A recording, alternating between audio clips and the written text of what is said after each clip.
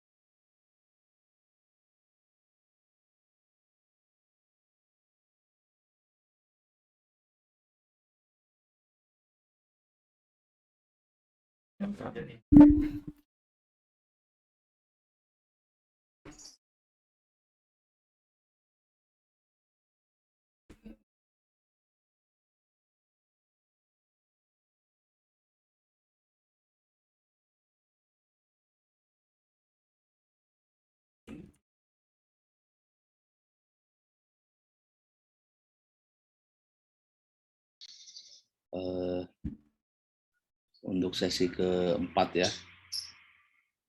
Sebelum kita memulai, mari dipimpin doa dulu. Silakan memimpin doa. Ya, baik Pak. Izin pimpin doa mengawali perkuliahan hari ini. Mari kita berdoa menurut agama dan kepercayaan masing-masing. Berdoa dipersilahkan.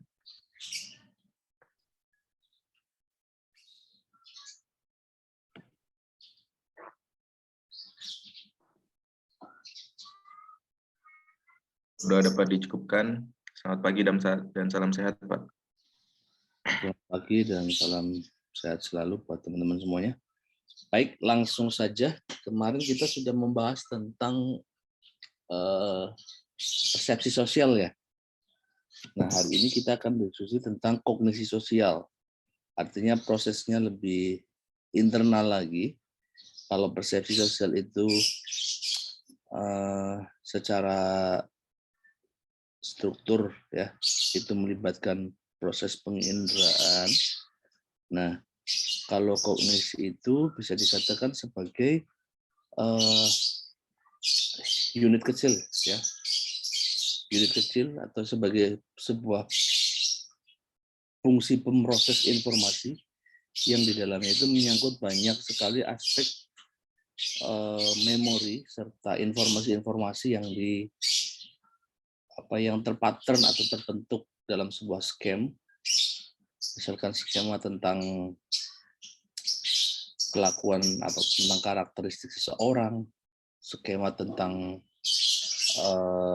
bentuk objek A, bentuk objek B yang pada akhirnya itu bisa menjadi model dasar kognisi kita untuk memberikan sebuah judgement terhadap objek lain, atau bisa mengartikan satu objek yang didasarkan pada pengertian-pengertian ataupun karakteristik objek lain. Nah, saya coba buka slide-nya. Teman-teman sudah baca belum slide-nya? Udah, Pak. Coba Mas Megan mungkin bisa di ini deh, bantu saya menjelaskan. Waduh. Bapak dulu saja. Pemahaman secara sekilas kira-kira apa gitu.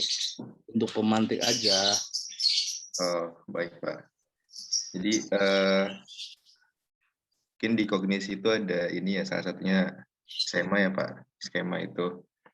Jadi skema itu ya nanti buat mengorganisasi, kemudian juga melengkapi dan juga supaya tidak ada kesalahan dalam menerima informasi yang didapat dari lingkungan sekitarnya. Kemudian karena kondisi ini sering terjadi Pak? Mungkin ada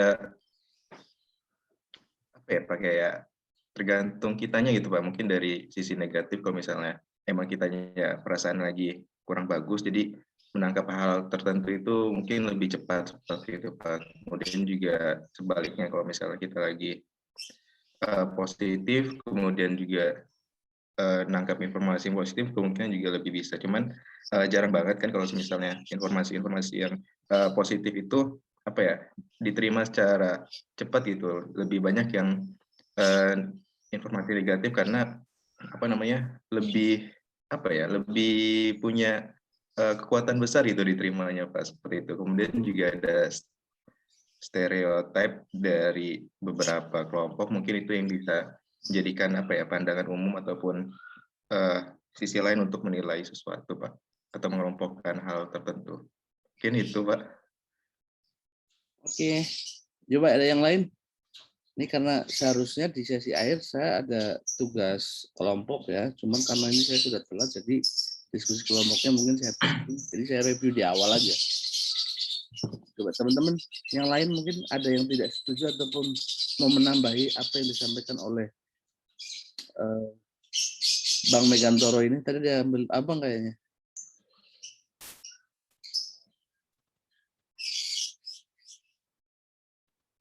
Coba ngomong aja, nggak ada usah dapat pahala malah.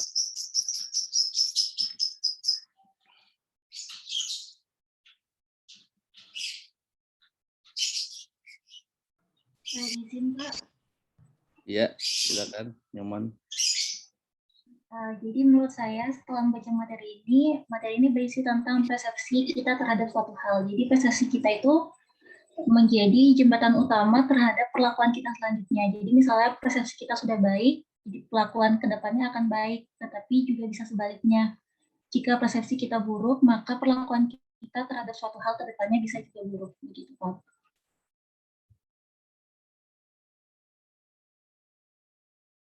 Baik, itu aja. Ada yang lain?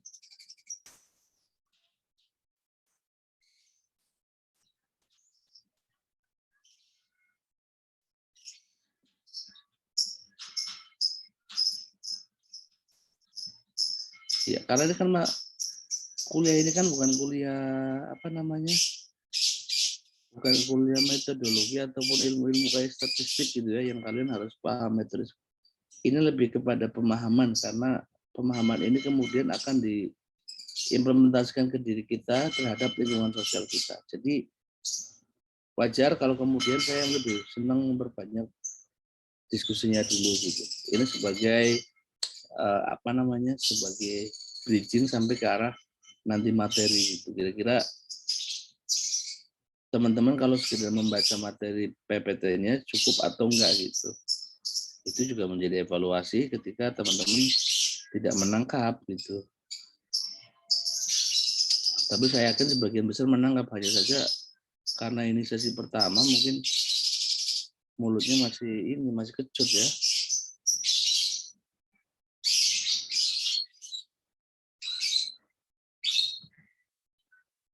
Yang lain?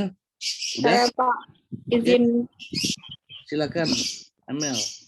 Ya, setelah saya membaca materi ini kan bertemakan kognisi sosial kan Pak. Kognisi sosial itu proses memperoleh informasi dan kita pokoknya mengatur informasi dan pokoknya kita mengolahnya gitu Pak. Jadi apa yang ada di pikiran kita itu mempengaruhi perilaku kita gitu Pak. Antara afeksi dan kognisi Pak. Salah satunya perasaan membentuk pikiran dan pikiran membentuk perasaan. Begitu Pak. Oke, good. Ada lagi? Saya dua lagi. Putri ya? Adinda Putri. Iya Pak. Jadi setelah membaca materi ini yang saya pahami itu kognisi sosial itu tindak lanjut dari materi yang kemarin Pak, perspektif itu kan Pak. Jadi ada proses analisis dan mengingat. Jadi setelah kita misalnya kita menginterpretasikan sesuatu itu kayak gini, terus kita analisis di otak kita dan diingat. Jadi selanjutnya kita punya berpengaruh kayak yang tadi teman-teman bilang, berpengaruh sama perilaku kita menghadapinya gimana. Oke. Satu lagi?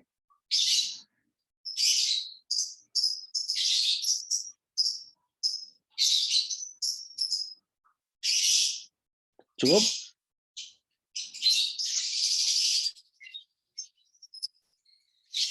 Oke, kalau gitu kita mulai saja. Saya akan share screen materi yang sudah disampaikan.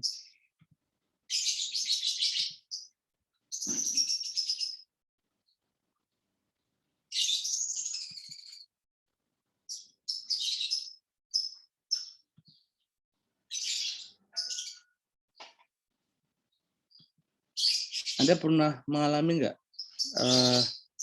atau pernah nggak melakukan hal semacam ini, memiliki keyakinan bahwasanya seseorang itu atau si Megan itu orang yang sangat jujur, atau si siapa, hanya karena tampilannya mirip si Anu padahal belum pernah kenal sebelumnya? Pernah ngerasain situasi kayak gini nggak? Yakin betul bahwasannya dia itu orangnya sangat jujur hanya karena tampilannya mirip si Anu. Nah, si Anu itu adalah personifikasi orang yang pernah kamu lihat dan karakter orang itu jujur. Nah, padahal belum pernah kenal sebelumnya terhadap orang yang si Anda yakini jujur itu. Kemudian kedua, pernah nggak Anda berpikir bahwasannya atau mempunyai perasaan naik pesawat itu lebih menakutkan ketimbang naik mobil? Padahal jauh lebih banyak kecelakaan mobil ketimbang kecelakaan pesawat. Pernah nggak kayak gitu?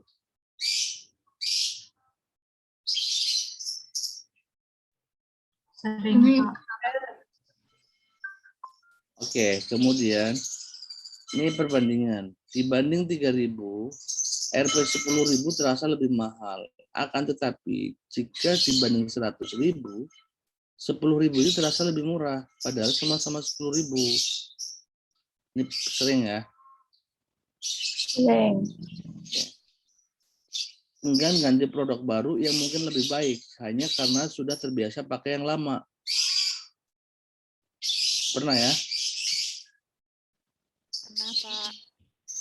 Oke, berangkatnya terasa lama, pulangnya kok terasa cepat. Ya, ini sering kali hal kayak gini kita rasakan.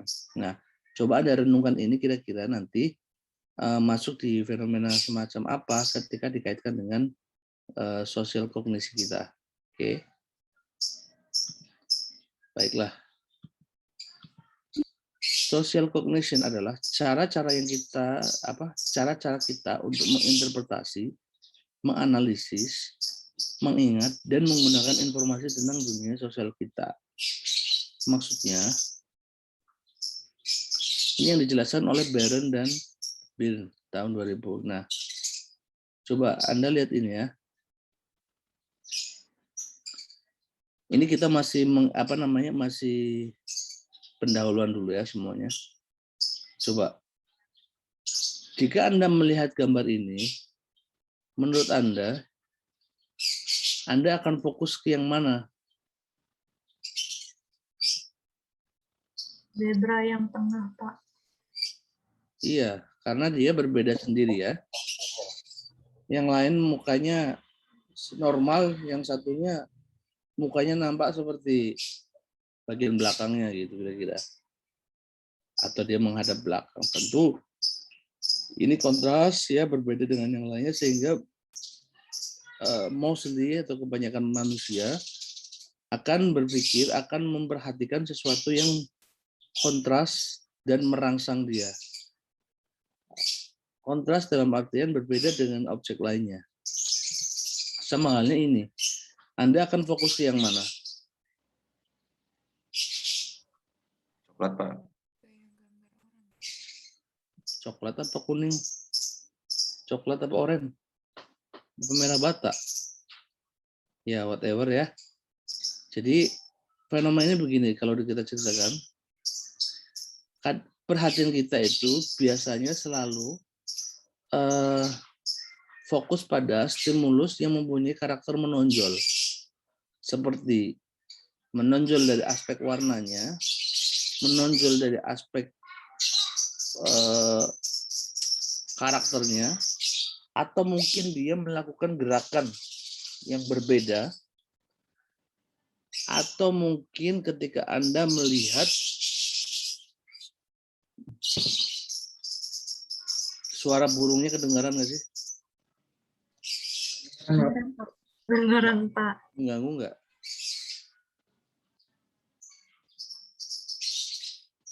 Ini burung tetangga. Oke. Itu biasanya akan berpengaruh kepada kita dalam menyikapi sesuatu dengan tidak proporsional. Terkadang membuat kesimpulan kita itu menjadi salah. Karena apa? Ada 3 faktor. Ini misalkan kita contohkan sebagai seorang pengacara misalkan. Ketika pengacara hanya memperhatikan hal-hal yang terlihat saja, yang tampak saja, hanya fokus ke sana, maka dia akan mengabaikan fakta-fakta yang lainnya yang sesungguhnya bisa jadi fakta itu fakta penentu, hanya saja tidak menonjol gitu, tidak tampak.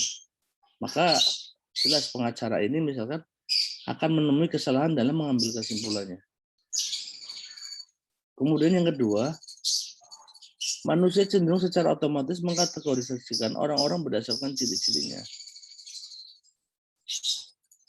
Nah, kategori ini biasanya berdasarkan persamaan penampilannya, kemudian karakternya,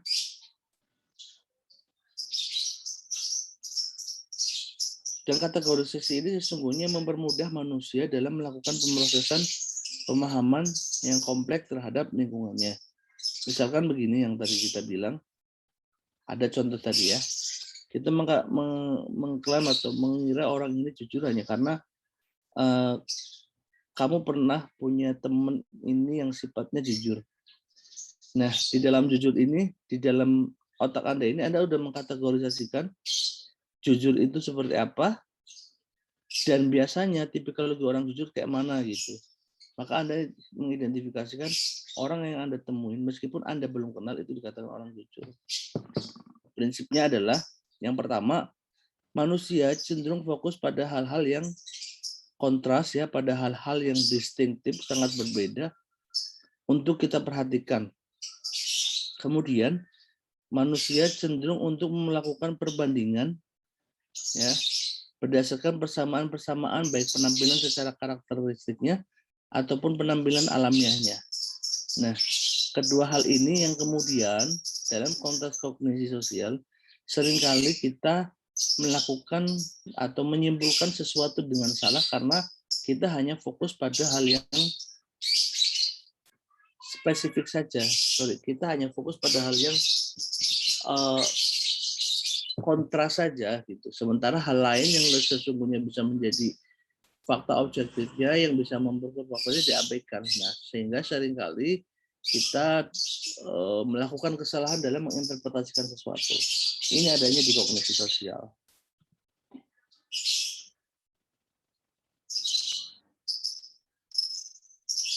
Ini ada sebuah ilustrasi ya. Pada sebuah perempatan jalan yang ramai, terlihat seorang wanita sedang mengendarai mobil sambil berbicara serius di telepon genggamnya.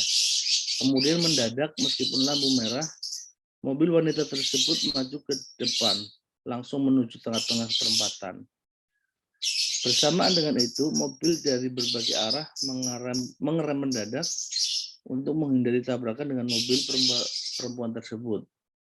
Dan untungnya perempuan itu berhasil melewati perempatan dengan selamat, meskipun kemudian dia terlihat termangu dengan napas tersengal mencoba menenangkan dirinya.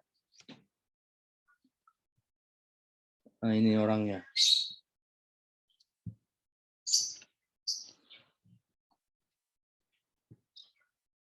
Yang dapat kita jelaskan dari ilustrasi yang disampaikan tadi ya di atas, bahwasanya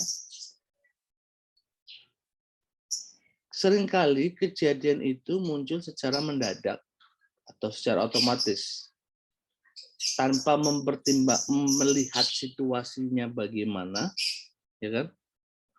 Kondisinya gimana, kapan dan di mana. Nah, ini artinya bahwasanya dalam berbagai situasi pikiran kita ya, mental kita dapat memproses informasi dari lingkungan sekitar kita secara otomatis tanpa usaha atau di luar kehendak kita. Ini menjelaskan mengapa kita dapat melakukan dua hal sekaligus dalam waktu bersamaan. Ya, sebagai contoh ya, lagi asik-asiknya menelepon, tanpa berpikir panjang, kita kemudian dihadapkan pada situasi lampu merah dan kita kaget. Maka refleksnya yang dilakukan oleh si perempuan ini adalah dia tetap meneruskan, misalkan. Ini adalah langkah refleksi, perilaku refleks yang dia lakukan, yang secara tidak sadar. Bisa kemudian dampaknya positif, bisa dampaknya negatif. Dampaknya positif ada bagi dirinya adalah jika dia kemudian sudah berhenti di tengah, maka dia akan diamuk lebih banyak oleh massa, ataupun akan dijadikan bulan-bulanan oleh massa.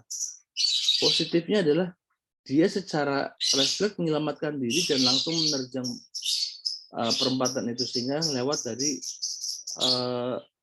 kecelakaan ataupun tabrakan dari pengendara lain. Meskipun secara dampak luarnya dia sudah menimbulkan kacauan. Mungkin ada yang jatuh karena ngerem mendadak, mungkin ada yang melakson berkali-kali dan sebagainya. Nah, inilah proses otomatisasi yang ada di dalam mental kita. Kemudian yang kedua, peristiwa tersebut juga dapat kita gambarkan bahwa kapasitas kognisi sosial kita itu sangat terbatas. Untuk alasan ini maka manusia atau mental kita seringkali melakukan jalan pintas yang dirancang untuk memperkecil usaha mental kita dan mempertahankan kapasitas kognisi kita. Jadi jalan pintas ini adalah upaya mental untuk memberikan sebuah jawaban atas respon secara cepat. Sehingga tidak memberikan kesempatan kepada kognisi kita, tidak memberikan kesempatan kepada semua bagian yang ada di dalam mental kita untuk berkomunikasi, maka di situ segera menyimpulkan yang tujuannya adalah untuk mempertahankan kognisi kita pada saat itu sehingga bisa menghasilkan satu perilaku dengan cepat atau satu sikap dengan cepat. Ini ya misalkan ya tadi perilaku yang dia munculkan ketika dia melewati sudah terkadung melewati lampu merah, maka dia harus terabas. Itu adalah jalan pintas dia. Jalan pintas dia. Jalan pintas ini nantinya bisa jadi salah, bisa jadi benar, bisa jadi ada efek negatifnya, bisa juga ada efek positifnya. Kemudian yang ketiga adalah ilustrasi tersebut mengilustrasikan bahwa hubungan antara kognisi dan afek, sebagaimana kita berpikir, bagaimana kita merasakan, hubungan antara kognisi dan emosi bekerja dua arah. Jadi afek kita juga sangat berpengaruh atau perasaan kita sangat berpengaruh kepada pikiran kita. Pun begitu, pikiran kita juga bisa memengaruhi kognisi kita. Ini dua kontinum yang tidak bisa misah menurut saya. Nah, karena kita memiliki kapasitas kognitif yang terbatas, kita sering mencoba untuk mengurangi usaha kita dalam menginterpretasi, menganalisis, mengingat, dan menggunakan informasi tentang dunia sosial. Ini sifatnya mungkin tidak sangat tidak kita sadari, karena ini adalah proses yang ada di dalam kognisi kita. Prosesnya begitu cepat, sangat reflektif. Sehingga mungkin teman-teman hanya bisa mengkategorisasikan secara perilakunya, tindakannya, tapi tidak bisa melihat secara langsung bagaimana proses mentalnya. Ya, karena hal ini karena tentu akan sangat berdampak sekali terhadap setiap perilaku kita atau tindakan kita. Nah, bagian pertama dari sosial kognisi kita adalah dari kognisi ya. Di otak kita itu terdapat namanya skema, tadi disampaikan oleh Megan ya sama email, di mana di dalam skema itu mengandung banyak informasi. Ya, ini pengertiannya. Skema merupakan kerangka mental dari suatu tema khusus yang membantu kita untuk mengorganisasi dan menggunakan informasi sosial. Jadi, semakin kita mempunyai banyak informasi, tentu saja kita banyak mempunyai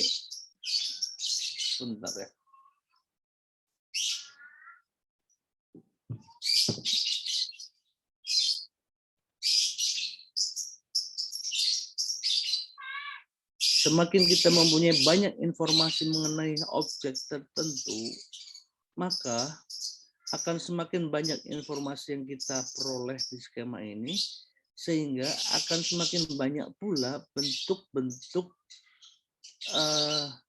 atau pattern-pattern persepsi yang ada di dalam otak kita, di dalam skema ini. Sehingga Anda bisa lebih banyak mengkategorisasikan objek, Anda lebih banyak bisa memberikan sebuah penilaian terhadap suatu objek, tentu dengan perbandingan-perbandingan yang ada di dalam skema ini. Ibarat sebuah folder misalkan, di dalam laptop, kita sudah memfolderi file-file kita itu spesifik. Misalkan di laptop kita itu ada folder namanya ini folder music. Kemudian ada folder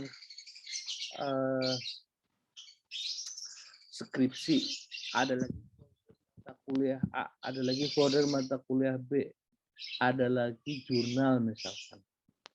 Nah, maka secara otomatis kita akan menyimpan banyak sekali file-file ya, yang secara tidak sadar kita mengkategorisasikan berdasarkan folder itu. Oh, ini kayaknya musik nih, walaupun ini bukan sifatnya musik populer ataupun ini instrumental, tapi ini kategorisasinya musik. Oh, ini kategorinya jurnal, meskipun dia tidak ada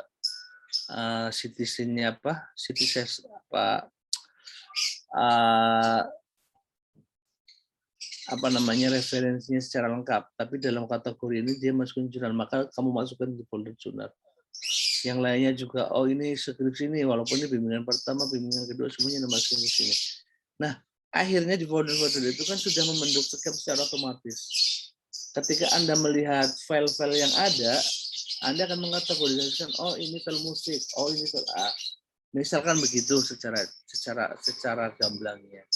Pun begitu dengan skema, skema juga sesungguhnya merupakan pattern ya, merupakan bentuk yang ada di dalam kognisi kita, di mana hal ini akan mempermudah kita untuk melakukan adjustment terhadap suatu objek, adjustment atau justifikasi ya.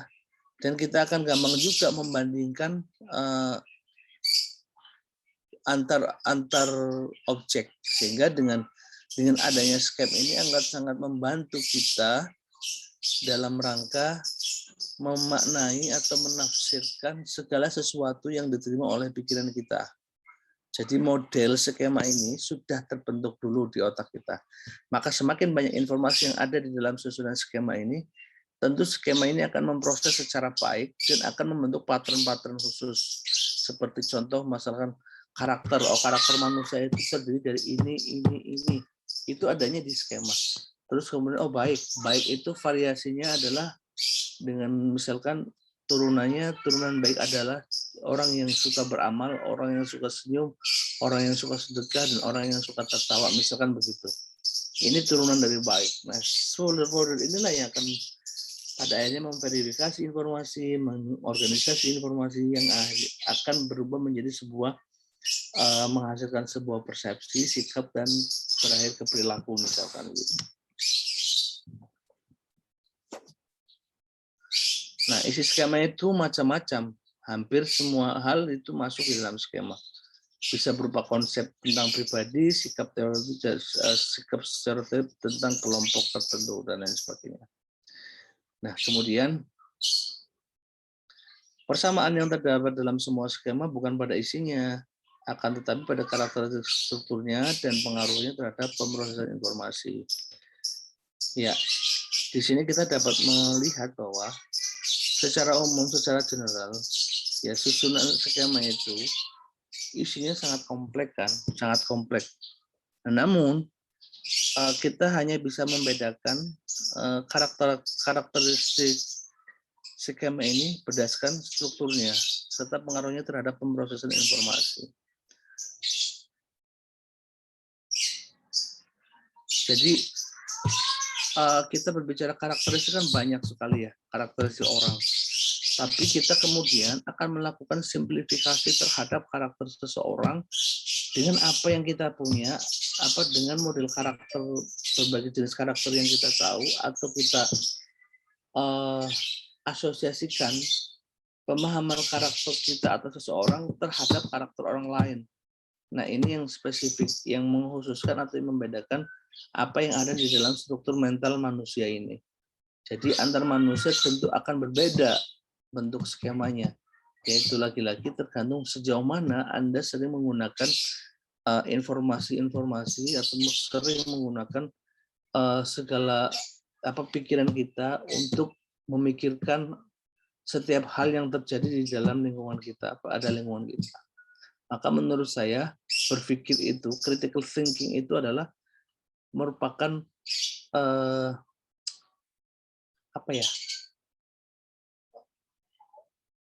merupakan spesifikasi ataupun kata lainnya apa?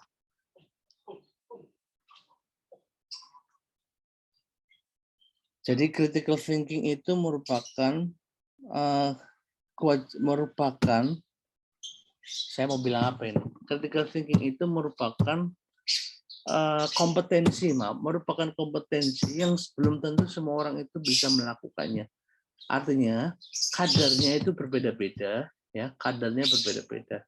Pun begitu mungkin di orang yang mengalami disorder atau gangguan terhadap kejiwaannya juga fungsi ini tidak kurang berlaku. Ibaratnya kayak benang kusut lah skemanya begitu. Ya. Nah, tadi kita sudah membahas secara pengertian secara umumnya dan secara khususnya. Sekarang kita bicara tentang pasteurisasi ataupun jenis-jenis skema yang ada di dalam mental kita. Pertama adalah skema diri atau self skema. Misalkan skema diri atau self skema itu terdiri dari skema diri orang yang merupakan struktur mengenai orang dan dapat difokuskan pada orang tertentu.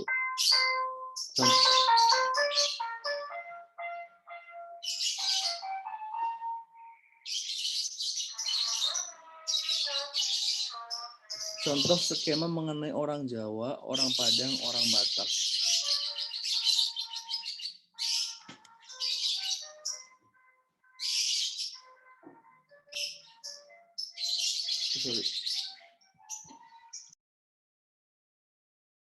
Teman-teman, saya ambil headset dulu ya. Ini saya nggak enak sekali dari tadi kok suaranya mengganggu, akhirnya mecah konsentrasi saya juga. Bentar ya, izin ya. Ya, Pak.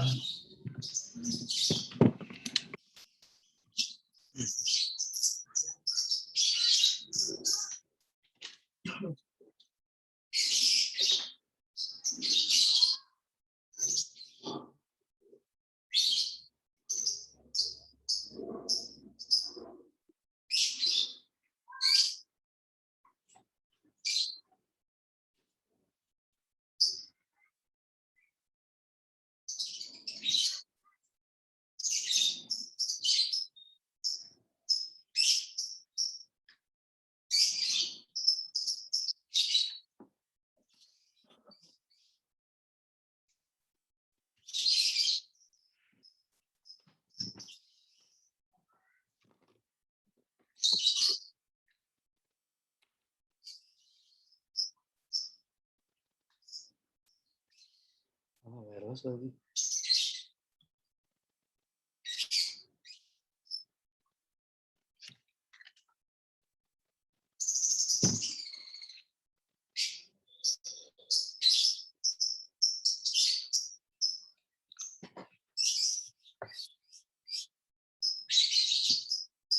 Ini mah pakai Bluetooth.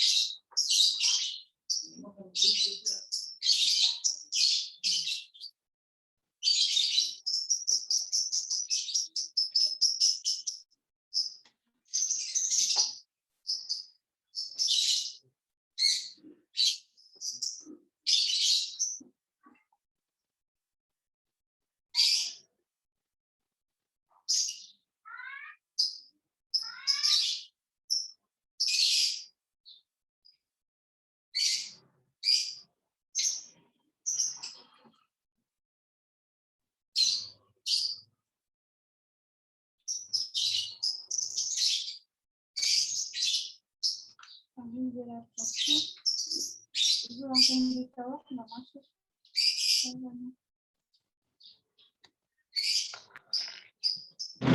Mana coba Tan? Enak ini loh.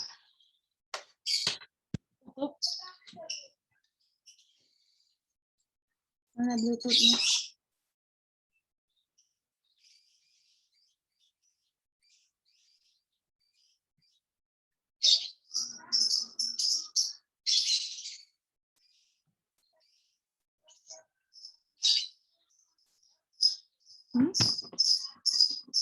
Ini Bawah tuh.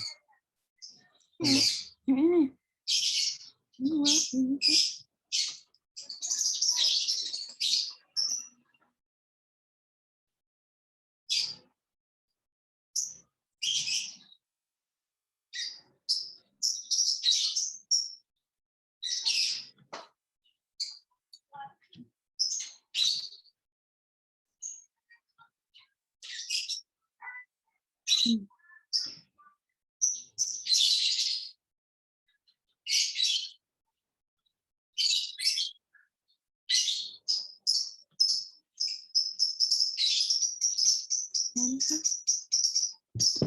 Ini udah nyala.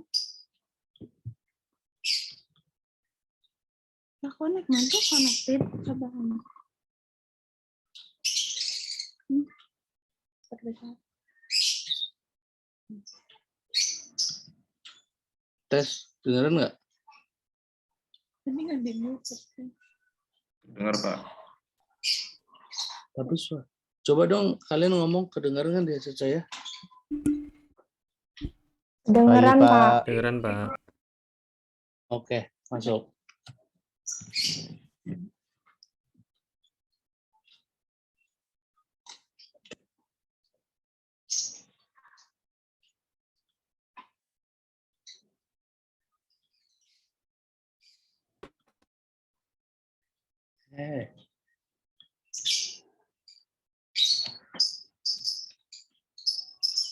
Oke ya, skema diri orang.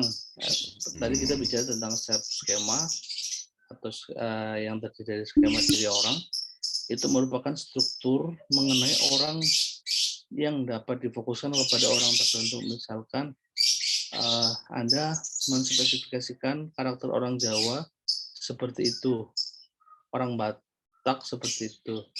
Karena Anda mempunyai karakteristik yang sama, baik mungkin dari aspek biologisnya ataupun mungkin karakternya, Anda mengidentifikasikan saya seperti orang Batak, ditambah saya lahir di Batak misalkan. Ini adalah proses jenis-jenis skema yang terkait dengan skema diri kita. Kemudian yang kedua adalah skema diri pribadi. Ini merupakan gambaran diri sendiri. Contoh, saya yang tegas, saya yang pemalu, dan sebagainya, saya yang moderat. Nah, tentu pertimbangan kita menjustifikasi diri bahwasanya kita orang moderat tidak serta-merta, kalau kita lihat prosesnya, tidak serta-merta itu muncul. Namun ada banyak informasi yang ada di dalam pikiran kita, ya, yang informasi itu diproses menghasilkan sebuah kategorisasi, yang pada akhirnya kategorisasi memunculkan kita atau menghasilkan sebuah penilaian bahwasanya saya moderat, saya tegas, saya pemalu, dan sebagainya. Ini terkait dengan jenis skema yang pertama, yaitu skema diri.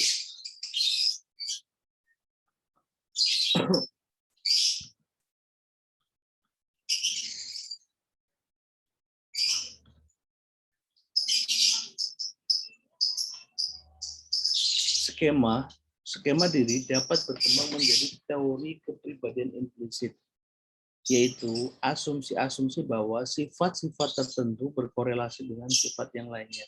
Sebagai contoh, skema tentang orang ramah itu mencakup dia murah senyum, mudah bergaul, suka memberi, suka menawarkan makanannya kepada kita. Itu adalah kategorisasi orang yang ramah. Ini sebagai saya bilang tadi di awal, jadi orang jujur, maka kita akan mengasosiasikan karakter orang jujur itu dengan orang yang biasanya dengan perilaku yang pertama, dia tidak suka ngomong yang tidak sebenarnya. Kedua, dia juga tidak suka menilai uang orang lain. Ketiga, misalkan dia juga tidak bisa berkata bohong meskipun hanya untuk keperluan untuk melindungi dirinya sendiri. Ini yang disebut sebagai kepribadian implisit. Artinya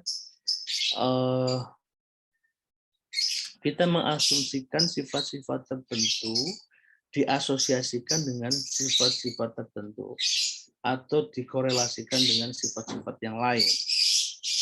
Ya, ini tentang kepribadian implisit kita.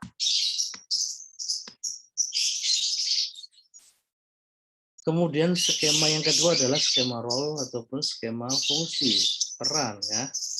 Jadi skema ini merupakan gambaran abstrak yang sudah tersusun tentang orang-orang dengan peran tertentu. Anda dapat tahu dari mana bahwasanya misalkan dokter itu kerjanya menyembuhkan orang sakit. Iya kan? Tentu dari banyak informasi yang sudah kita terima, disadari ataupun tidak. Sejak kecil kita nanti kalau kamu nakal nanti disuntik sama dokter. Oh berarti dokter itu kerjanya nyuntik. Itu terpatern dalam skema kita. Ya kan? Kita seringkali melihat melihat orang dengan bawa stetoskop dan sebagainya, pakai baju putih, maka imajinasi kita akan mengatakan bahwa oh ini adalah orang yang memiliki profesi sebagai seorang dokter. Terus apalagi?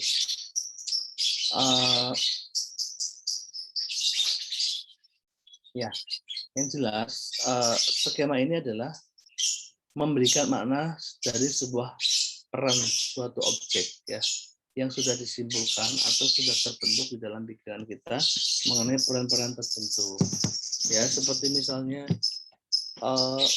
sehingga itu tidak akan menimbulkan kekeliruan. Kalau tahu fungsi muk adalah untuk minum, maka tidak akan menjadikan muk itu misalkan ya muk yang saya pegang ini untuk minum, maka tidak akan menjadikan muk itu misalkan untuk memukul kucing atau memukul burung yang berisik. Karena fungsi muk ini adalah untuk minum. Kemudian adalah skema event atau kejadian. Ini biasanya lebih cara ilustrasi yang singkat barangkali yang gampang. Ketika Anda ingin makan steak ya, tentu sebelum Anda makan steak ya, di dalam pikiran kita sudah langsung mengorganisir.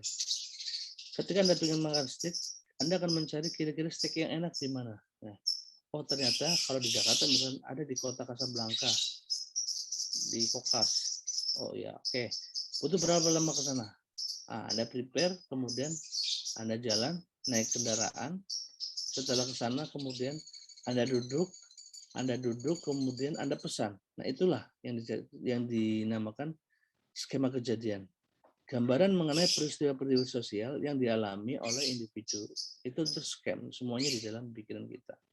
Nah, kemudian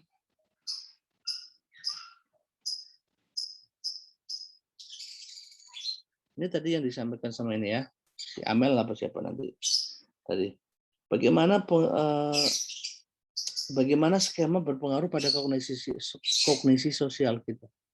Skema berperan sebagai penyaring ya, yaitu penyaring informasi yang konsisten dengan skema lebih diperhatikan dan lebih mungkin masuk ke dalam kesadaran kita.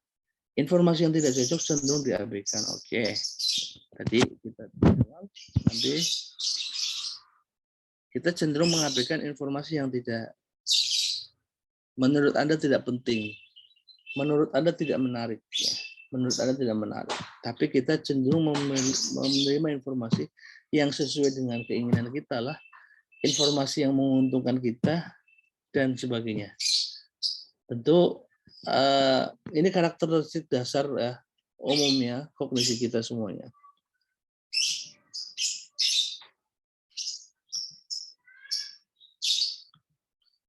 Kemudian skema juga sering membantu kita memproses informasi. Namun skema juga mempunyai kelemahan dari aspek negatifnya.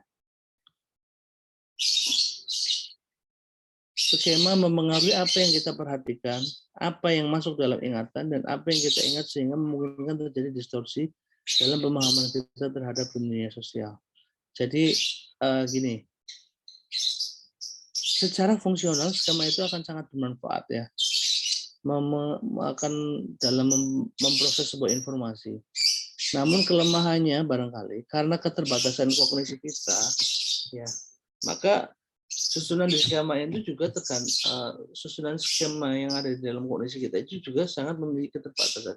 Keterbatasan dalam artian sejauh apa dia mampu memproses informasi atau tergantung sejauh mana juga sebanyak apa juga Anda memiliki pengalaman yang kemudian terbentuk di dalam skema ini. Sehingga kalau skema ini sebetulnya bisa berjalan dengan baik sesungguhnya apabila dia sudah mempunyai banyak variasi bentuk terhadap keyakinan-keyakinan ataupun penilaian-penilaian terhadap lingkungan diri dan lingkungan sosialnya. Tentu hal ini akan sangat membantu untuk memberikan sebuah justifikasi terhadap objek dan sebagainya.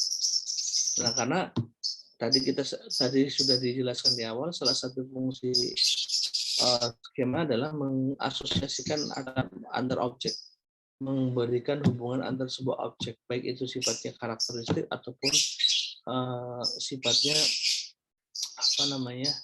fungsi dan sebagainya. Nah, kemudian skema apa yang kita perhatikan, skema itu dapat mempengaruhi apa yang kita perhatikan apa yang masuk dalam ingatan dan apa yang kita ingat sebagai kemungkinan distorsi dan pemahaman kita akan menjadi. Ini yang jelas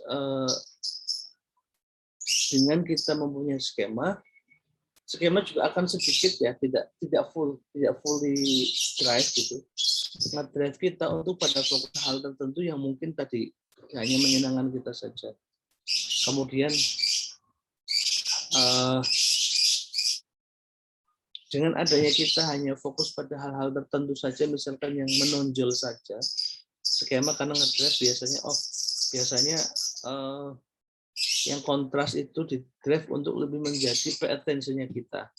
Maka tadi kita melupakan fakta-fakta yang lain, sehingga akan mereduksi makna, akan mendistorsi makna yang sesungguhnya ada di dalam objek tersebut. Ini salah satu bagian dari kelemahannya misalnya, yang tentunya sangat dipengaruhi oleh sejumlah fakta-fakta ataupun banyak atau sedikitnya informasi yang diterima di kognisi kita. Akibatnya, kalau hal itu terjadi, maka pemikiran kita seringkali menyimpang. Menyimpang dalam artian, gimana ya? Menyimpang dalam artian tidak bekerja semestinya, atau salah dalam mengambil kesimpulan, atau bias ya. Kalau kemudian ada bias perception, nah ini juga bisa menimbulkan bias kognisi. Apa yang seharusnya kita pikirkan, tidak kita pikirkan, dan apa yang seharusnya tidak kita pikirkan, tapi kita memberikan porsi lebih untuk memikirkan itu. Ini bias kognisi.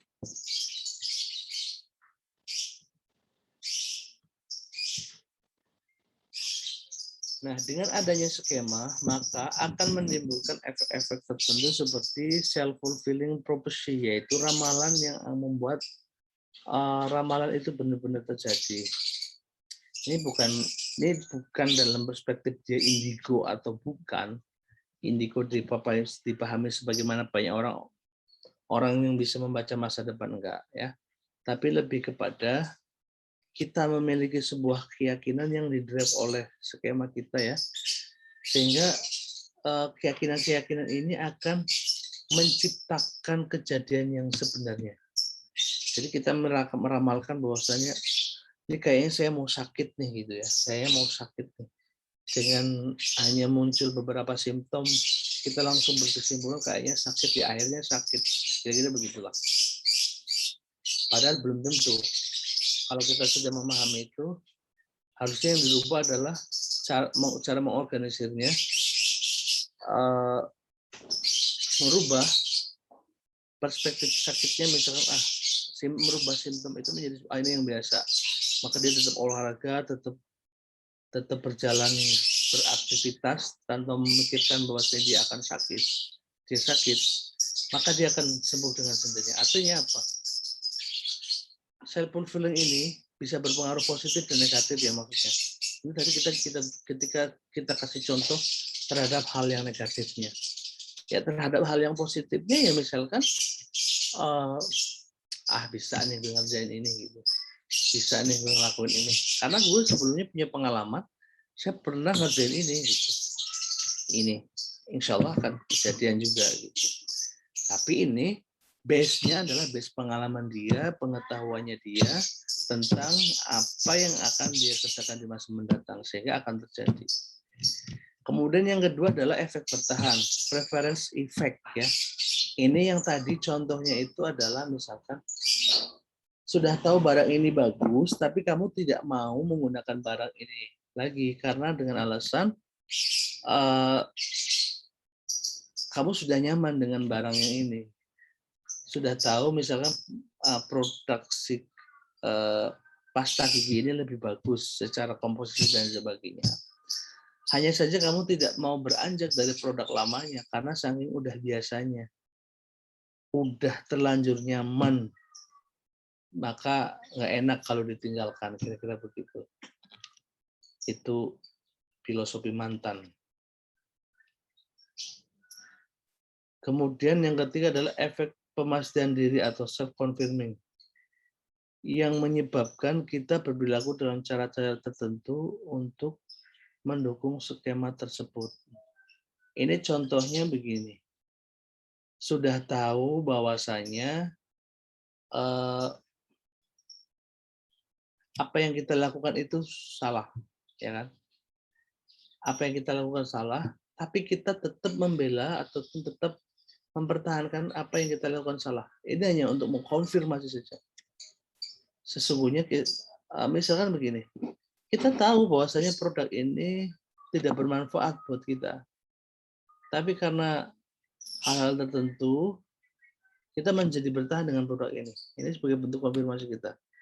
Ini contohnya, selama masa depresi tahun 1926, banyak orang percaya gosip yang mengatakan bahwa bank tempat mereka menyimpan uang akan bangkrut.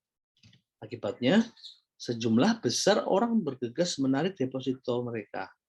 Dan sebenarnya yang menyebabkan bank bangkrut itu bukan karena gosip itu gitu ya, bukan karena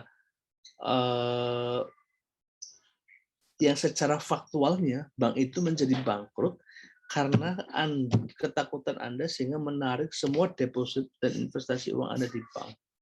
Ini yang menjadikan efek memastikan dirinya itu self-confirming. Jadi sebetulnya perilaku Anda yang salah gitu ya, perilaku Anda yang merugikan bank itu sehingga bank itu menjadi bangkrut. Namun Anda melakukannya. Anda tidak mengkonfirmasi terlebih dahulu informasi itu bahwasanya bank itu betul-betul bangkrut atau tidak, tapi efek fear yang ditimbulkan dari gosip itulah yang pada akhirnya menarik uang Anda di bank yang membuat bank itu menjadi bangkrut. Ini yang terkait dengan efek pemastian diri. Oke.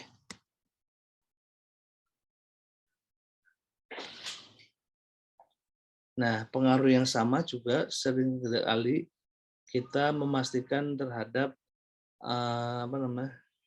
dihasilkan oleh skema tentang kelompok sosial tertentu seperti ras, suku, agama, minoritas, mayoritas, dan sebagainya.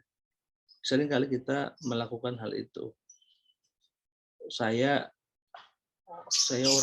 lahir di Jawa, maka saya bagian dari suku Jawa. Saya beragama Islam, ya kan? Saya lahir di kelompok Islam, maka saya beragama Islam. Kira-kira begitu. Nah, tadi kita bahas juga karena keterbatasan kognisi kita, maka ada hal lain yang dilakukan oleh kognisi kita, yaitu jalan pintas mental kita. Yaitu teknik yang digunakan untuk memengaruhi usaha kognisi dalam memahami dan mendapatkan kejelasan mengenai dunia sosial kita.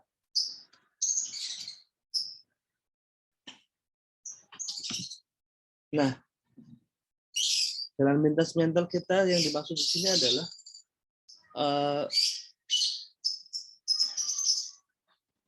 mental kita dirancang untuk memperkecil usaha mental kita ya, dan mempertahankan kapasitas kognisi kita yang terbatas. Jadi dalam kondisi keterbatasan akal budi kita ya, terkadang kita dihadapkan pada situasi yang sangat reflektif, mendesak, maka disitulah peran kognisi secara spontan mampu memberikan solusi. Ini bukan proses yang selalu kita sadari ya. Sebagai contoh kasus tadi, orang yang nabrak seorang perempuan yang menjalankan mobil dengan menelpon, yang pada akhirnya dia secara spontan kaget dan mereflekskan mobilnya jangan lebih cepat untuk menghindari kecelakaan itu. Nah, ini yang dikatakan sebagai jalan pintas. Proses refleksif inilah yang kemudian sebagai jalan pintas manusia, karena keterbatasan kognisi kita untuk mengelola informasi gitu loh. Sementara dia harus dituntut secara cepat untuk memberikan satu keputusan yang bisa diberikan kepada perilaku manusia. Inilah Tuhan ciptakan manusia dengan kompleksitas uniqueness dan kompleksitas apa yang ada di dalam pikiran kita. Belum lagi kompleksitas di bagian biologi kita ya, secara fisiologis. Ngomong bagian mental aja, sesuatu yang abstrak itu sangat kompleksitas sekali. Ada perilaku yang kita tidak sadari, perilaku yang kita timbulkan oleh perasaan kita ataupun oleh persepsi kita yang tidak melalui proses kita, yang tidak melalui proses sadar oleh diri kita. Namun itu terjadi gitu, ada prosesnya. Ini yang dikenal sebagai jalan pintas mental.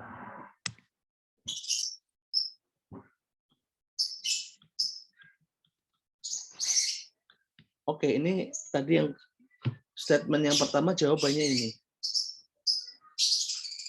Pikiran kita akan secara otomatis terpicu oleh 4 hal, yaitu kemiripan, kemudahan untuk dibayangkan, dan membandingkan dengan status quo. Tadi apa perbandingan yang pertama?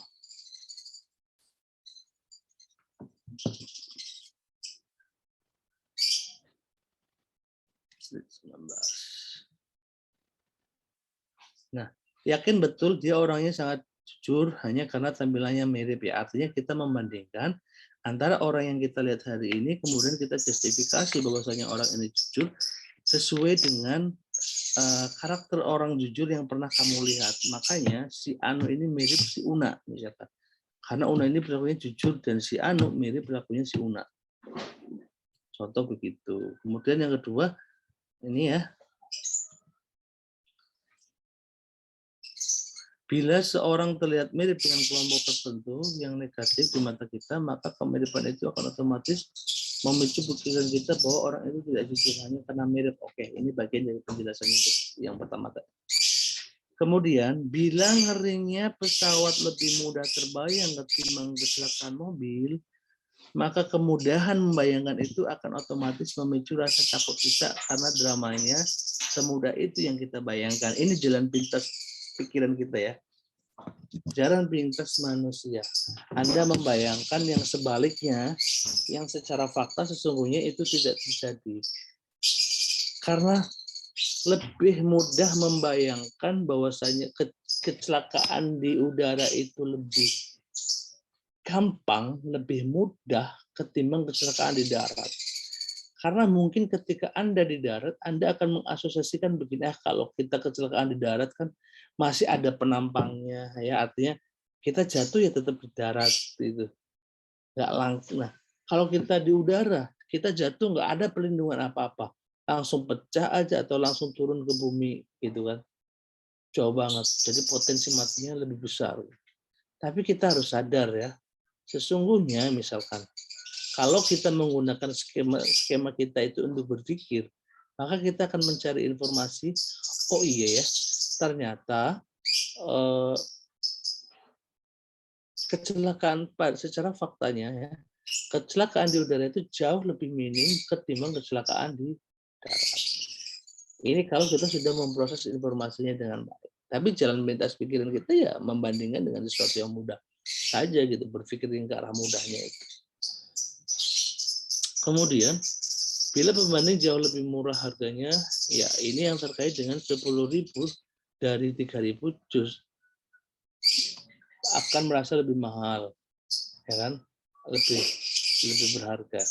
Tapi berbeda juga ketika 10.000 dibanding 300.000, maka 10.000 ini jadi lebih murah. Oke. 10.000 dibandingin 100.000 ini akan jauh lebih murah. Tapi 10.000 dibandingin 3.000 maka 10.000 ini menjadi mahal. Nah, objeknya yang sama, namun demikian bisa mempunyai perbandingan nilai yang berbeda. Nah, ini jawabannya. Bila pembanding jauh lebih murah, harga aslinya akan terasa jauh lebih mahal. Bila pembandingnya berbeda, maka pembanding itu akan otomatis memicu pikiran kesan kita berbeda. Hanya karena membandingkan perbandingannya berbeda. Ya, lagi-lagi di proses mental kita ya yang secara otomatis bisa bekerja secara ya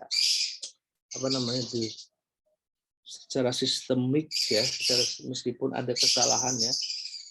Ada kadang pikiran kita juga ngapain sih kita capek-capek mempertimbangkan semuanya, udah lu ini aja gitu. Ibaratnya jalan pintas kita ya, jalan pintas kognisi kita yang bisa saja dalam konteks tertentu bisa berdampak positif karena harus mengambil keputusan secara cepat, tapi juga bisa berdampak negatif karena apa ya, karena bisa menghasilkan keputusan yang salah gitu.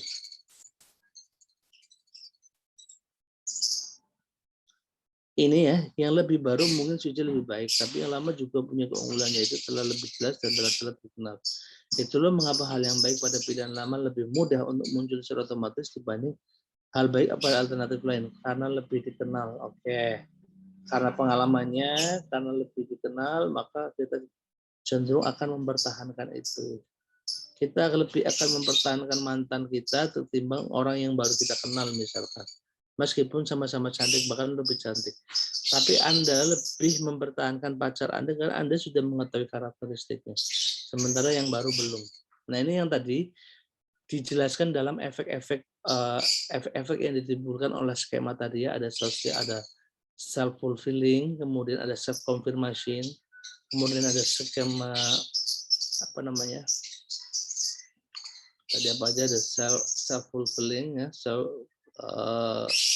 kemudian self role sebagai peran ya. Ini tadi penjelas narasi ini atau jawaban-jawaban ini mengarah kepada kesannya self fulfilling prophecy, efek bertahan dan efek pemastian. Nah, contoh-contoh yang tadilah yang kita include di sini.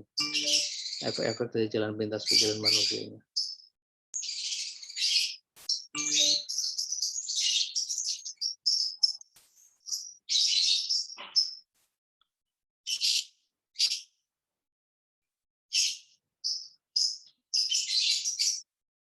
Kemudian jalan pintas ya.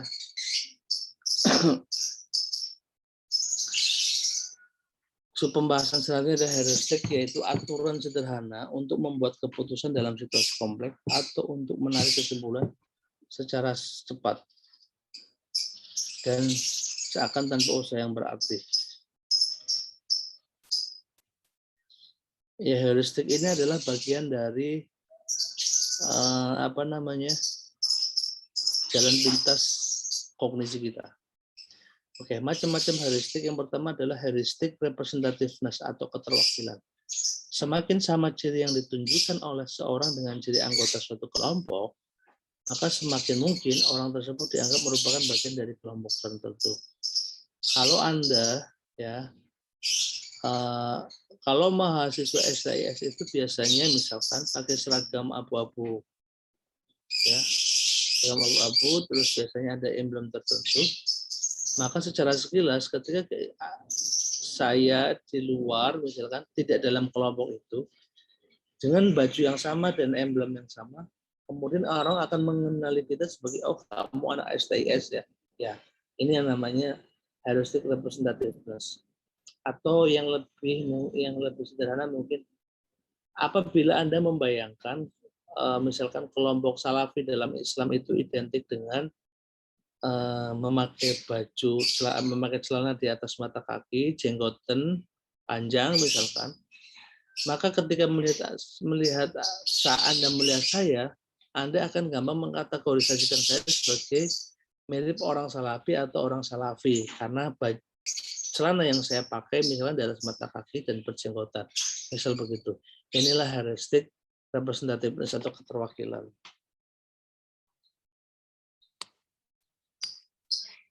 Jadi ya, makanya pengalaman sangat memberikan makna yang lebih terhadap setiap produk persepsi yang diproses oleh oleh skema kita itu.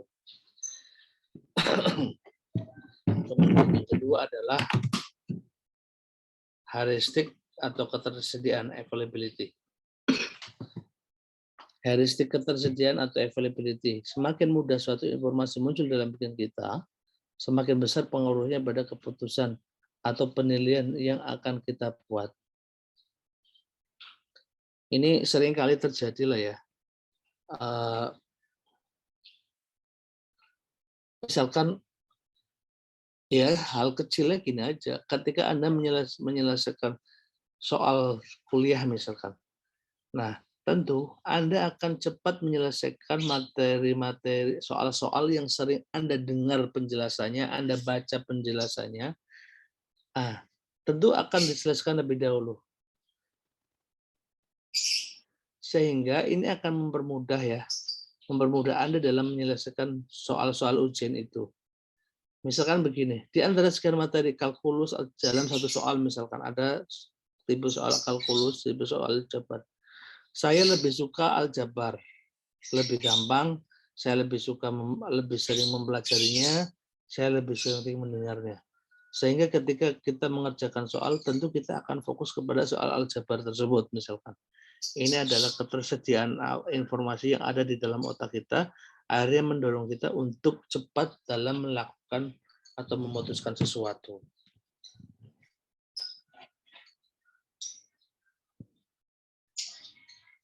Oke, ini sudah kita jelaskan tadi.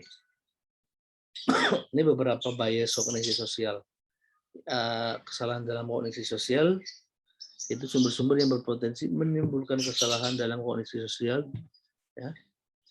Jadi kesalahan dalam kognisi sosial itu adalah kecenderungan yang dapat mengarahkan kita pada kesalahan-kesalahan penyimpulan mengenai orang lain dalam usaha untuk memahami dunia sosial kita. Ini menjadi sangat penting teman-teman, karena kita hidup di dalam lingkungan sosial, sehingga kita perlu memahami lingkungan sosial kita.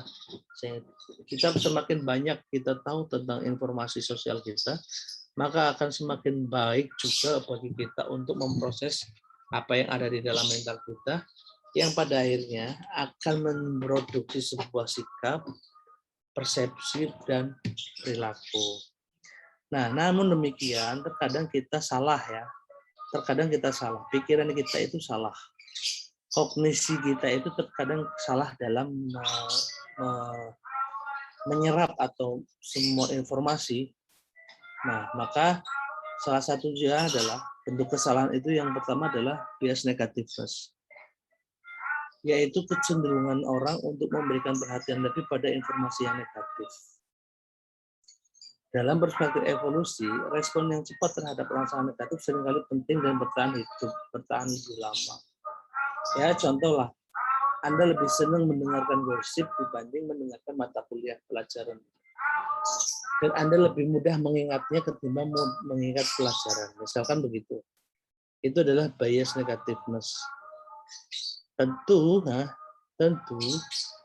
ini yang saya bilang, yang namanya kompetensi berpikir itu bisa dilatih. Kalau Anda terbiasa untuk tidak menerima hal-hal negatif atau mengalihkannya pada hal yang positif, maka situasi ini, bias ini akan semakin terkurangi atau minimalisir terjadinya bias negatif di sini. Ya, jadi dan itu secara tidak langsung juga kita belajar ya. Kognisi kita itu belajar ketika merespon informasi secara cepat. Tentu akan sangat berpengaruh kepada apa yang kita lakukan. Karena kan susunannya tersimpan dalam alam bawah sadar kita kan. Skema itu kan adanya di alam bawah sadar kita yang kemudian kita collect. Ketika ada informasi ini, itu kita panggil. Ketika ada informasi ini, kita panggil untuk mengkategorisasikan, mengorganisasikan, dan membandingkan. Pun begitu sama halnya dengan kompetensi kita dalam melakukan berpikir. Semakin kita belajar untuk memverifikasi informasi, maka akan mempermudah kita dalam memutuskan suatu perilaku ataupun sikap, atau akan memudahkan aspek spontanitas kita menjadi lebih kritis. Kan misalkan gini, Anda pernah dengar nih, ketika diminta pendapat apa, satu orang berpikirnya lama, tapi satu orang berpikir sangat cepat. Oh gini aja, tapi benar. Nah, itu sebetulnya ada proses yang Anda tidak sadar, karena Anda terbiasa melakukan sesuatu itu dengan cara yang sangat evaluatif dan terstruktur. Akhirnya menjadi sebuah pembiasaan dan menjadi sebuah refleks Anda.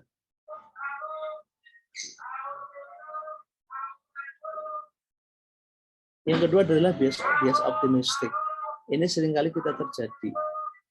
Berbeda dengan contoh yang pertama, misalkan ketika Anda diberikan tugas, karena Anda memiliki pengalaman yang sudah baik tentang itu, tentang tugas tersebut, misalnya di kantor ya, Anda optimis, Anda bisa mengerjakan itu, dan bisa, karena Anda punya pengalaman tentang itu. Tapi beda konteksnya ketika Anda mungkin kurang mempunyai pengalaman tentang itu, tapi sekilas Anda merasa ini gampang, ini mudah, karena Anda sudah dapat pelajarannya, tapi belum mempraktekannya. Misalkan. Nah, bias optimistik ini membawa kita kepada, oh iya, nantilah, paling nanti saya kerjakan setelah menjelang maghrib ya, padahal jam 7 udah deadline. ternyata setelah dikerjakan banyak faktor yang terjadi. Misalkan, wah ternyata kompleks ya, apa yang kita rasakan tentang itu belum sampai materi, kenakan dalam lagi. Ini namanya bias optimistic. Maka bias optimistic itu nggak bagus. Contohnya misalkan ini akan berpengaruh pada kita menjadi tidak disiplin misalkan. Ini secara negatif ya. Yang seharusnya kita bisa kerjakan hari ini jam sekian, menjadi kita kerjakan 1 jam, tapi karena nanti ini gampang nanti aja. Maka pekerjaan itu menjadi sulit menjelang deadline dan kita tidak bisa berpikir panjang untuk hal itu.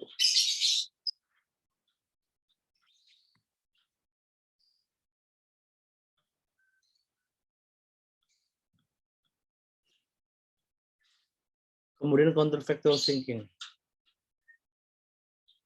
Dalam berbagai situasi, individu membayangkan apa yang mungkin terjadi seandainya. Ya. Pemikiran ini dapat mempengaruhi simpati itu terhadap orang yang telah mengalami hal negatif. Sehingga dapat menyebabkan kita mengalami penyesalan yang kuat karena telah kehilangan kesempatan. Mengatasinya dengan mengasumsikan bahwa kekecewaan atau peristiwa tragis tidak dapat dihindari, sehingga individu lebih bisa mengatasi kecewaannya. Ini merupakan fungsi yang sangat adaptif dan sangat counterfactual. Sebagai contoh, misalkan Anda ikut ujian tapi hasilnya jelek kan? Tapi karena tentu saya empati dong, atau Anda sedih, Anda kecewa. Maka untuk sebuah bentuk counterfactualnya adalah ya sudah mau dikata apa, ujian sudah selesai. Yang bisa kita lakukan adalah next kita harus menebus ujian kita dengan nilai yang bagus dan belajar yang rajin. Ini counterfactual thinking. Atau misalkan, naudzubillah, misalkan satu sisi antara kita misalkan kehilangan orang tuanya. Tentu kan itu akan menjadi membuat kita menjadi sangat sedih, sangat sakit ya. Nah, tapi maka kognisi sebagai counterfactual ini akan beralih pada ya sudah mengalihkan fakta sebenarnya ya. Ya sudah diterima saja ini ujian. Kalau ini bagus, Yang tidak bagus itu misalkan ketika Anda nilainya jelek dianggap ini ujian, ini salah, ini bias, ini bias kognisi. Ketika Anda tidak kerja, Anda tidak punya duit, Anda katakan sebagai ya ini ujian dari Allah, saya belum dapat kerjaan gitu. Padahal Anda nggak nyari. Nah, ini namanya counterfactual thinking yang katakan sebagai sebuah bias. Yang keempat adalah pemikiran magis. Magis itu artinya lebih identik dengan sulap biasanya. Ataupun mitos. Contoh, nabrak kucing itu bisa mendatangkan kesialan. Contoh lagi, anak kecil nggak boleh makan remlo ati. Karena remlo ati itu bagian enak bagi orang tua, makanya tidak boleh dimakan oleh anak kecil. Tapi bagi kita kan sebagian menganggap itu magis gitu, bagi anak kecil dulu. Atau mungkin contoh lain banyak lah. Kita tidak boleh masuk ke ruangan tertentu gitu, karena diyakini di situ ada penunggunya. Itu juga pemikiran magis. Ini juga bagian dari bias kognisi. Menekan pikiran. Nah, menekan pikiran itu artinya apa? Yaitu usaha individu untuk menekan pikiran dia mengenai perilaku tertentu. Misalkan gini, Anda ingin berhenti merokok, kan? Anda ingin berhenti merokok. Maka Anda mencoba menekan rasa ingin merokok itu sedalam-dalamnya dalam pikiran. Nah, situasi ini hanya membuat Anda memunculkan pantulan. Semakin besar Anda untuk berpikir berhenti dari merokok, maka pantulannya semakin besar hasil Anda ingin merokok. Ini biasanya juga orang diet ya. Semakin Anda menahan-nahan untuk tidak makan gitu, tapi semakin kuat bayangan akan makanan datang ke kita. Maka yang kita lakukan sebenarnya ya dalam konteks tertentu ini bagus, gitu. Tapi menjadi jelek ketika yaitu tidak bisa mengendalikan. Maka ya normal-normal saja gitu.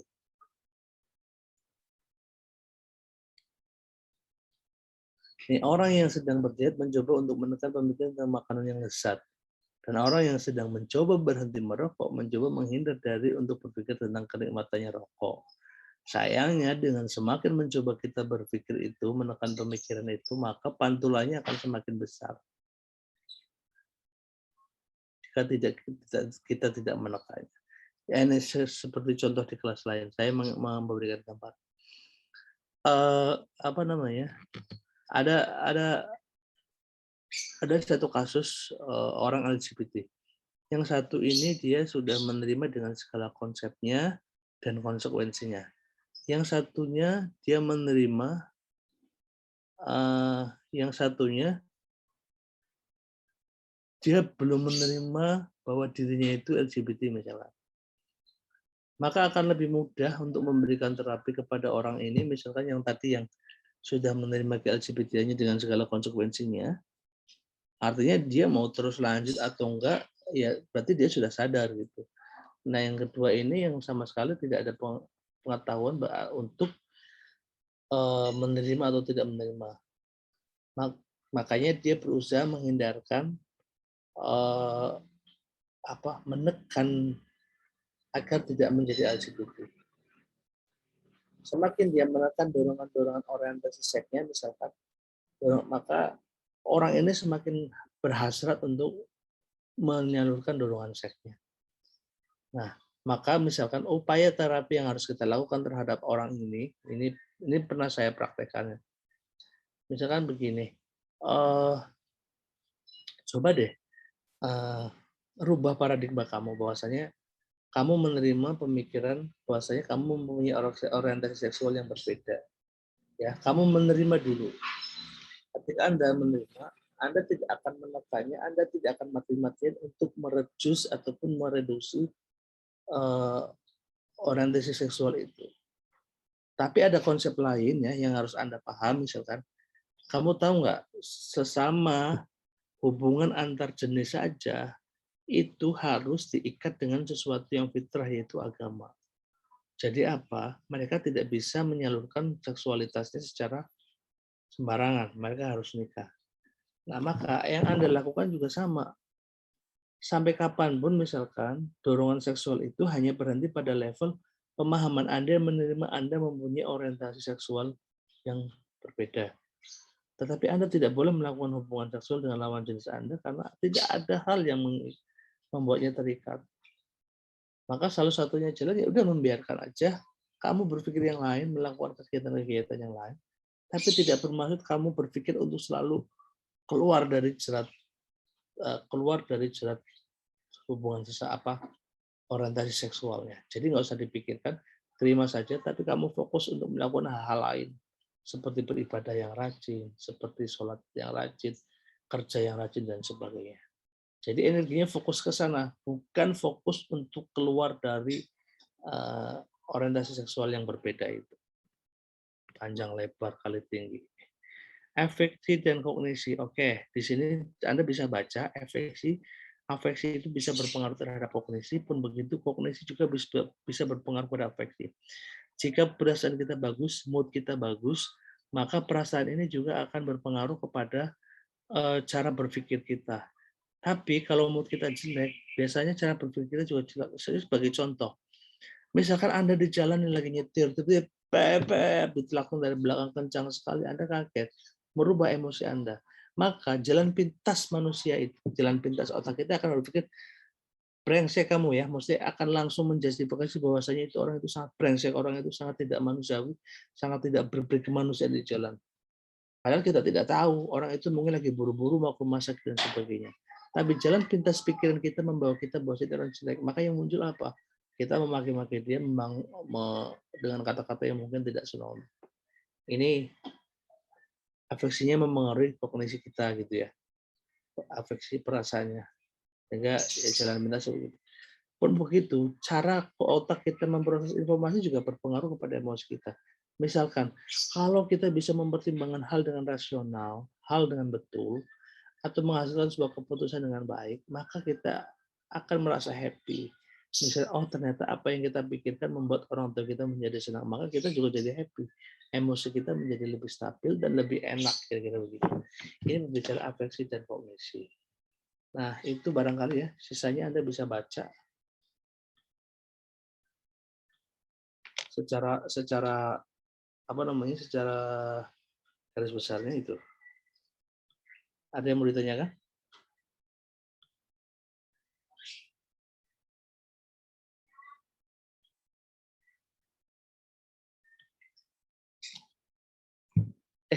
Saya nggak sadar, ternyata saya nggak pakai kamera. Oke, ada yang ditanyakan? Pusing ya? Iya.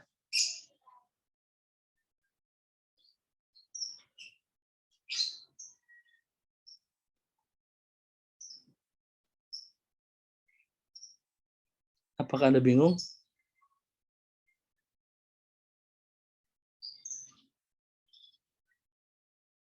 Penjelasan saya clear apa enggak?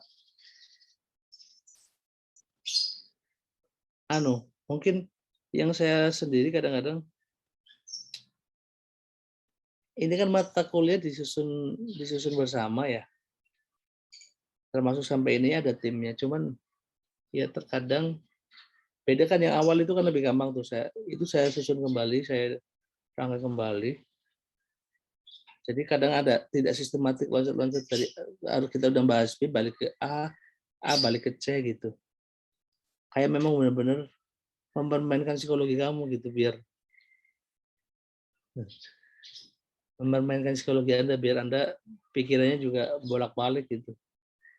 Tapi tetap satu hati. Ayo, ada yang mau nanya? Ada yang mau ditanyakan nggak?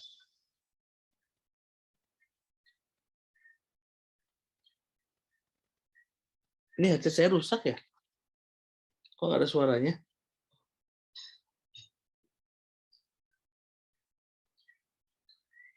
Saya belum ada, Pak. Oh ya, kemarin tuh kelas ini yang menanyakan tertarik untuk sedikit membaca mikro ekspresi wajah kita ya. Itu ada bukunya, cuman saya nggak di saya pernah punya, cuman saya cari belum ketemu, mungkin karena efek pindahan rumah. Tapi Anda bisa cari itu di Google, banyak kok. Baik sifatnya yang moduler ataupun kajian-kajian ilmiahnya juga banyak. Jadi Anda nanti bisa baca di situ ya. Tadi saya pengen nunjukkan ini ada buku saya gitu, biar agak nyombong dikit gitu. Ternyata nggak ada, udah hilang. Keselip lah, saya nggak nemu. Tapi tadi saya coba searching, itu banyak banget di situ. Tinggal Anda pakai mau versi yang mana.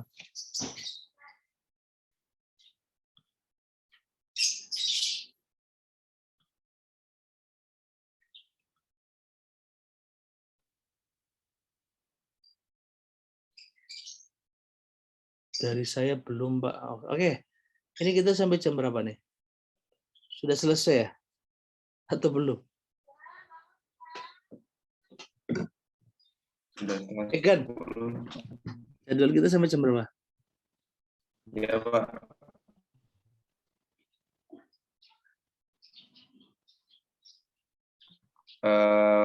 Harusnya sudah selesai, bisa, Pak. Sekarang.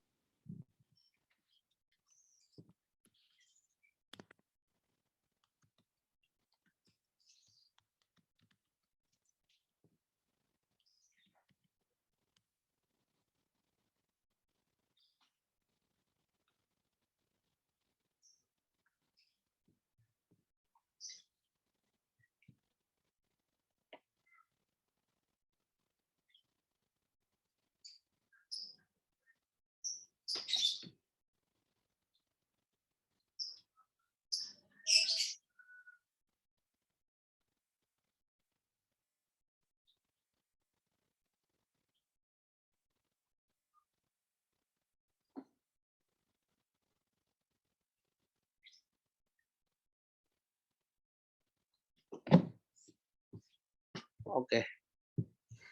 Ini kalau nggak salah dalam psikologi itu namanya hiding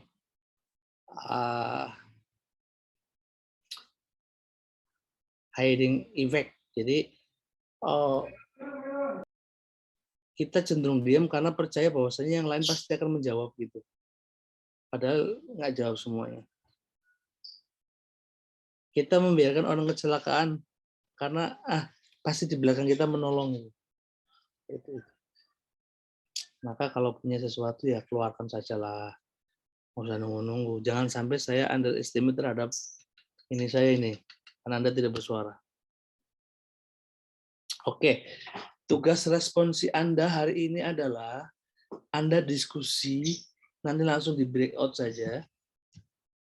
Anda diskusi, bisa lewat 5 menit cukup menurut saya, untuk membicarakan tentang jenis bias kognisi, kesalahan-kesalahan dalam berpikir, kesalahan kognitif kita, sebagaimana contoh tadi ya, dalam kehidupan sehari-hari.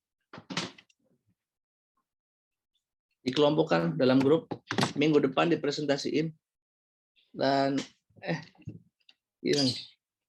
minggu depan dipresentasiin, dan tugas kelompok itu Anda capture buat teman-teman ya, yang sudah mobilnya, dijadiin responsif. Oke, terima nggak? Paham, Pak. Terima, Pak.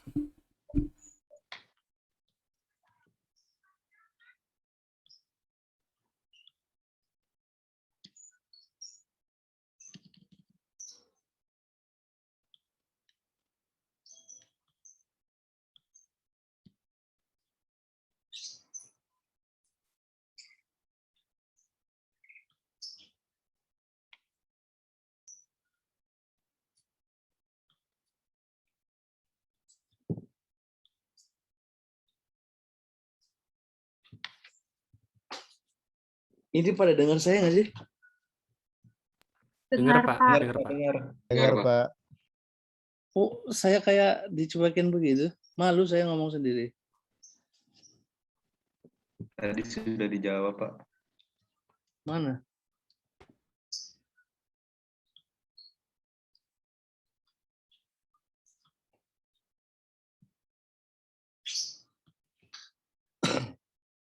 Oke ya.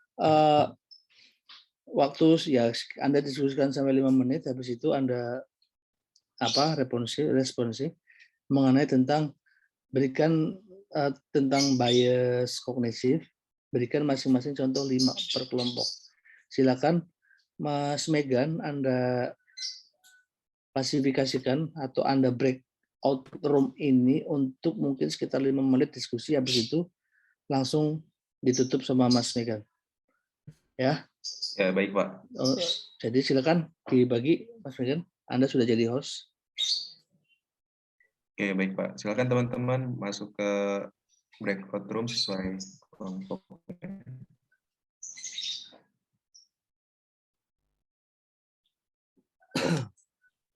Ya. Mungkin dari saya cukupkan dulu ya. Wassalamualaikum warahmatullahi wabarakatuh. Waalaikumsalam warahmatullahi Waalaikumsalam warahmatullahi wabarakatuh. Terima kasih banyak, Pak. Terima kasih, Pak. Terima kasih, Pak. Salam super. Salam super. Salam hobah.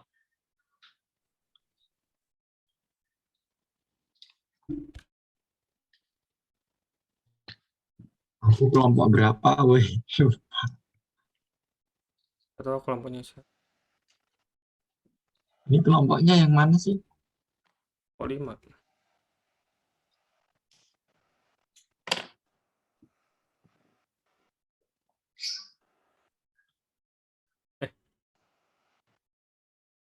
Kalau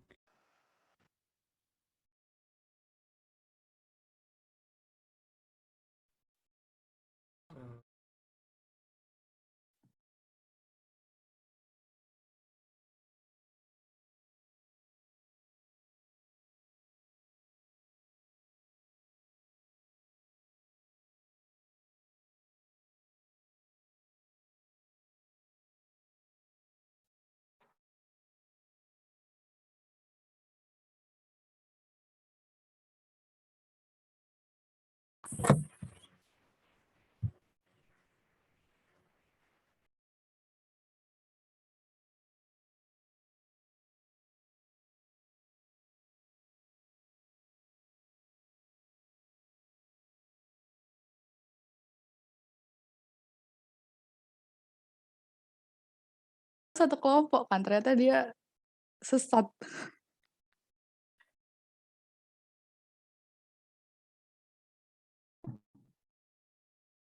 Tet, tet, tet, tet, tet. Boleh buka baju kan? Ganti kaos. Boleh lah.